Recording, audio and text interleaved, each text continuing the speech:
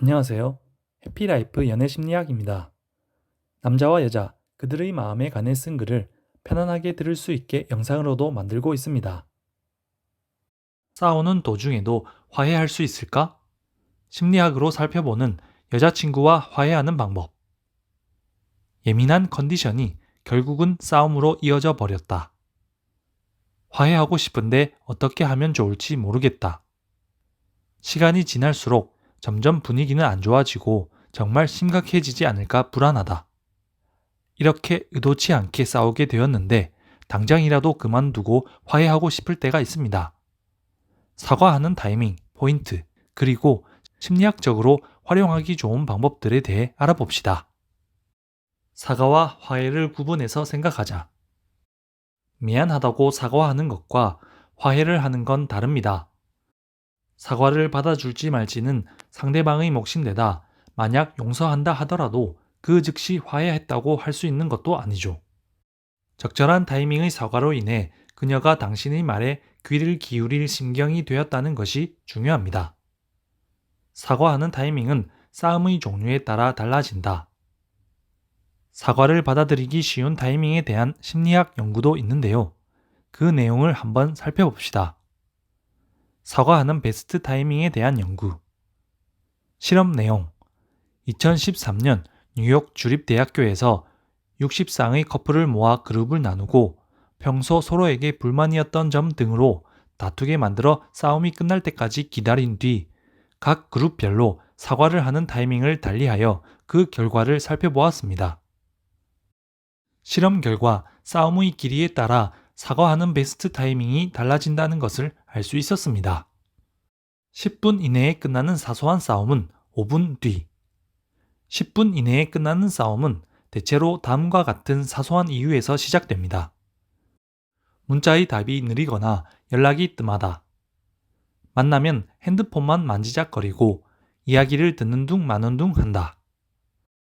친구와 술 한잔 하러 갈 때마다 불만을 표한다. 이렇게 작은 계기에 의해 시작된 싸움은 대부분의 경우 불만을 들어주길 바라는 마음이 큽니다. 작고 사소한 문제로 인해 그동안 어떤 감정들이 어떻게 쌓여 있는지를 공감하고 이해하는 게 중요하죠.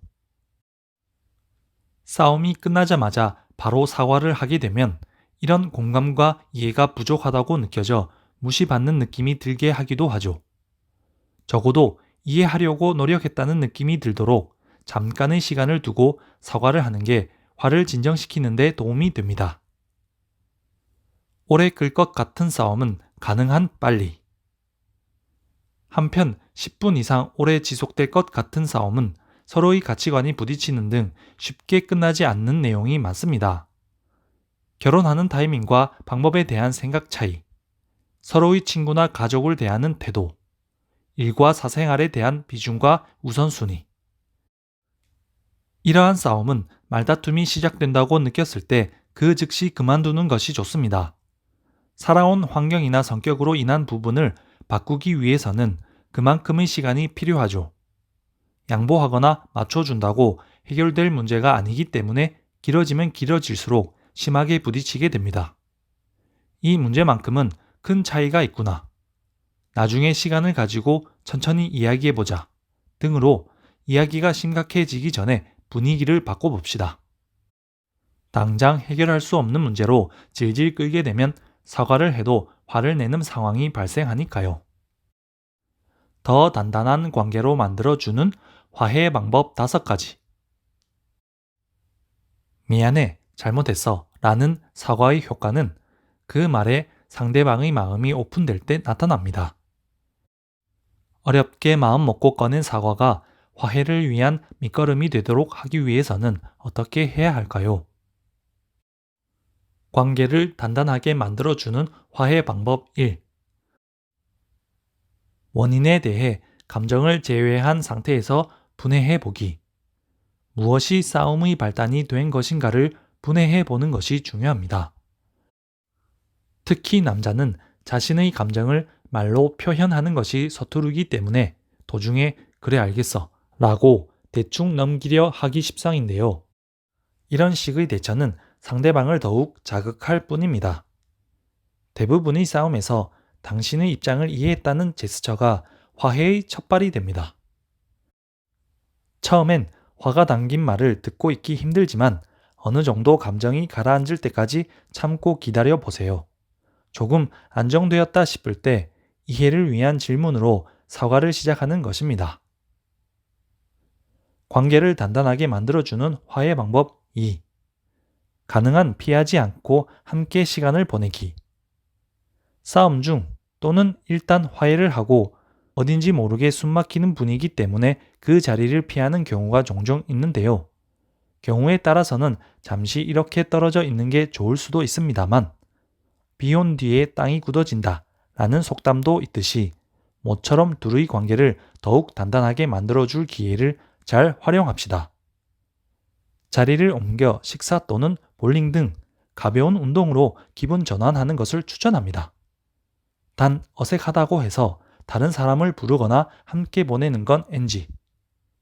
평소와 다른 컨디션을 들키거나 한다면 관계를 다지기는커녕 피곤함만 쌓입니다. 휴대폰도 잠시 넣어두고 둘만의 시간에 집중해 보세요. 관계를 단단하게 만들어주는 화해 방법 3. 다툼 중에 마음이 상한 점이 있더라도 먼저 용서하기. 난 잘못한 거 없는데도 너를 위해서 사과했는데. 그건 내가 잘못했지만 아까 이야기한 그 부분은 아무리 화가 나도 그건 잘못됐어. 이런 식으로 싸우는 도중에 마음 상한 점들을 일일이 짚어가면 끝이 없습니다. 예민한 상태에서 느껴지는 좋지 않은 감정들은 오래 유지하기 힘들 뿐더러 시간이 지나고 돌이켜보면 후회만 남겨주기 때문에 이런 쓸데없는 점들보다 더 중요한 부분에 집중하도록 합시다. 그런 모습이 싸움이 끝난 뒤에는 상대방에게 신뢰를 주기도 하니까요. 관계를 단단하게 만들어주는 화해 방법 4. 서가는 빠르게, 이야기는 천천히. 좋지 않은 감정은 끌면 끌수록 무거워집니다. 사과의 한마디로 분위기를 바꿀 수 있다면 최대한 빨리 사과합시다. 우선 사과를 받았다는 스탠스가 되면 다시 이야기를 들어줄 수 있는 분위기가 만들어지죠.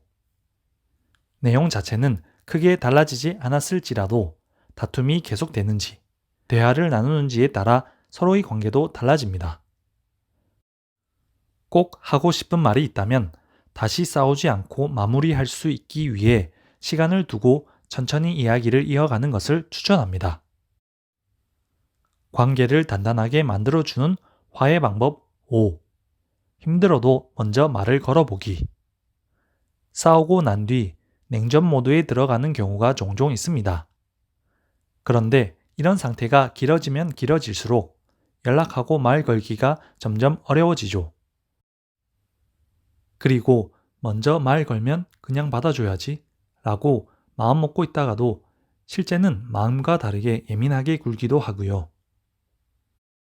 만약 냉전 상태에서도 아무렇지 않게 지낼 수 있다면 모르겠지만 자꾸 신경이 쓰이고 답답하다면 먼저 말을 걸어봅시다. 대치 관계에서 먼저 말을 거는 확실한 액션만으로도 심리적으로는 유리한 입장을 차지할 수 있게 됩니다. 거기다 화해하고 시간이 지나면 누가 먼저 화를 냈었고 누가 먼저 손을 내밀었는지만 남습니다. 능숙한 사과와 화해는 안정된 관계의 밑거름. 싸움을 하면 감정이 고조되고 흥분해서 본의 아니게 가시돋친 말로 상처를 주기도 합니다. 물론 이런 말을 내뱉지 않게 조심하는 게 제일 중요하지만 이미 주워 담을 수 없다면 사과의 타이밍이라도 놓치지 않도록 해야겠죠? 상황에 맞는 적절한 사과가 때로는 둘 사이의 관계를 더 단단하게 만들어주기도 합니다. 싸워본 적이 없는 커플도 훌륭합니다만 화해를 잘하는 커플이 더 단단하기도 하겠죠. 이번 영상 도움이 되셨다면 좋아요와 구독 부탁드립니다.